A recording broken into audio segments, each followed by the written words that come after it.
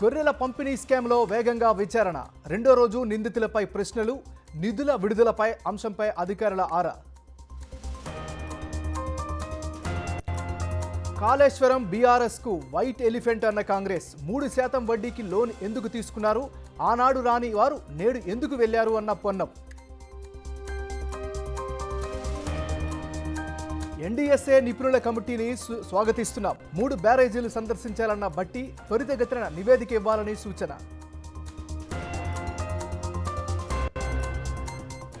రాష్ట్ర ఆర్థిక వ్యవస్థను దెబ్బతీసేలా కాళేశ్వరం నిర్మాణం. అవినీతి జరిగింది అన్న నివేదికలపై కోదండరాం స్పందన. కేసీఆర్పై చర్యలు తీసుకోవాలని డిమాండ్. మేడిగడ్డ వెళ్తున్న బీఆర్ఎస్ నేతల బస్ టైరుకు పంక్చర్. జనగాంకు సమీపంలో ఘటన. భయాందోళనలో నేతలు, మీడియా ప్రతినిధులు. కాసేపట్లో తిరుపతిలో కాంగ్రెస్ న్యాయ సాధన సభ. ముఖ్య అతిథిగా హాజరు కానున్న సచిన్ పైలట్. ప్రత్యేక హోదాపై మోడీ హామీ నెరవేర్చాలని డిమాండ్.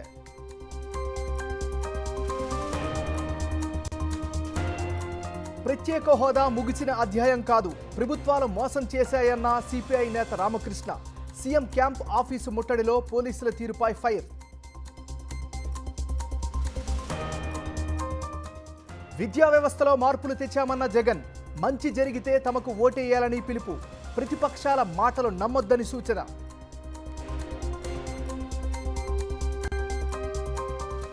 ఢిల్లీ లిక్కర్ కేసులో మరో కీలక పరిణామం. సిబిఐ కేసులో అప్రూవర్గా Magunta Raghava. అభ్యర్థనకు Rouse Avenue court అనుమతి.